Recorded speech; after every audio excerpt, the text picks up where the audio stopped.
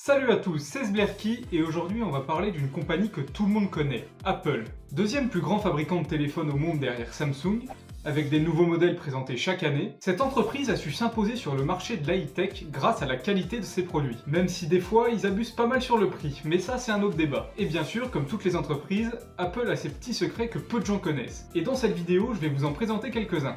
Pour commencer, on peut se demander pourquoi Apple s'appelle comme ça. C'est vrai, un téléphone n'a pas tellement de points communs avec une pomme, sinon ce serait pratique, il suffirait d'en planter pour avoir un arbre à iPhone. En fait, à l'époque de la création de la boîte, le big patron d'Apple qui s'appelait Steve Jobs était dans une phase un peu hippie de sa vie. Mais par contre, il poussait vraiment le truc à fond. Pour vous dire, dans son ancien boulot, ça dérangeait ses collègues, parce qu'il se lavait plus et du coup bonjour l'odeur dans les bureaux. Et donc au moment de créer sa propre entreprise, il était dans la phase pomme de son régime vegan. Il a donc choisi ce nom car il trouvait que c'était sympathique et pas intimidant. Comme quoi ça sert à rien de chercher loin. Depuis le début de la vidéo, je vous parle de téléphone Apple. Et donc dans la tête de tout le monde, téléphone Apple égale iPhone. Mais c'est pas vrai à 100% car le tout premier téléphone créé par Apple était très loin du premier iPhone. En 2005, Apple s'est associé avec Motorola pour créer le Rock E1. Ce téléphone peu ergonomique et plutôt catastrophique embarquait une fonction qui permettait d'accéder à l'iTunes Store. Donc en gros, le téléphone pouvait télécharger des musiques. Mais en fait, ça servait pas à grand chose parce que la mémoire du téléphone était vraiment ridicule et du coup, vous pouvez pas mettre énormément de musique dessus. Au moins, cet échec a permis à Apple de se lancer dans la production de son propre téléphone et c'est ce qui a sauvé la marque. À l'époque de la création du premier iPhone, sa révélation au public a été un choc pour tout le monde. La présentation était parfaite et le téléphone semblait extrêmement fluide et à la pointe de la technologie. Mais justement, il semblait fonctionner bien. En fait, Apple a révélé qu'au moment de la présentation, l'iPhone était encore extrêmement instable et iOS était rempli de bugs. Par exemple, les fichiers vidéo ou les clips musicaux pouvaient être lus, mais pas en entier,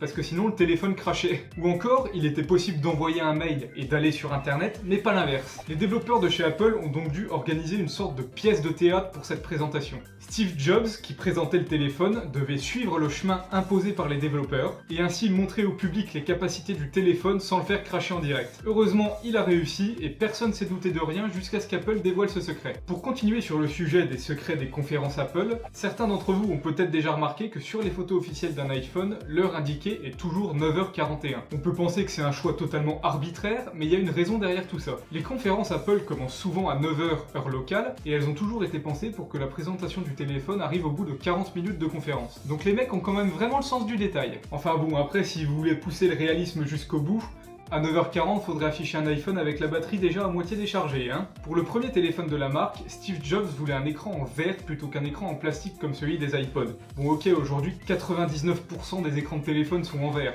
Mais à l'époque, c'était pas la norme et ça revenait plutôt cher. Enfin bref, le PDG d'Apple voulait un verre solide et inrayable. Un tel matériau existait bel et bien et il s'appelait Gorilla Glass. Il avait été inventé dans les années 60. Sauf que, comme vous vous en doutez, il y a un mais. L'entreprise qui avait créé ce verre n'avait pas trouvé d'acheteur à l'époque et du coup elle avait pas de stock et pas d'usine capable de fabriquer le verre dans les délais imposés par Apple. Mais le patron de l'entreprise de verre a quand même voulu relever le défi et du coup le Gorilla Glass qui est utilisé encore sur les iPhones d'aujourd'hui a été produit en moins de 6 mois après qu'une usine fut rénovée en une seule nuit.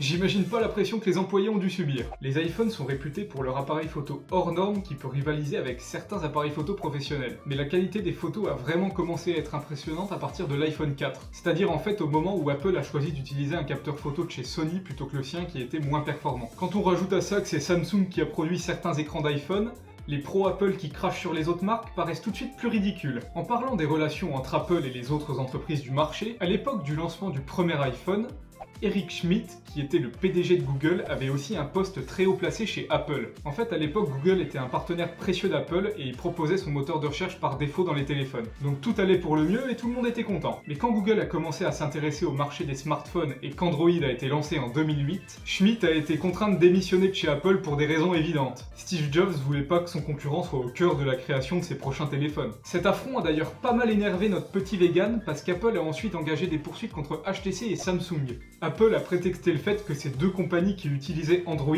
volaient les idées de l'iPhone. Mais bon, au final, chacun s'est développé de son côté et on voit ce que ça a donné aujourd'hui. Voilà, c'est tout pour cette vidéo. Dites-moi en commentaire le sujet que vous aimeriez que j'aborde dans la prochaine vidéo de ce genre. Si cette vidéo vous a plu, laissez un pouce bleu, abonnez-vous, et à la prochaine pour une nouvelle vidéo.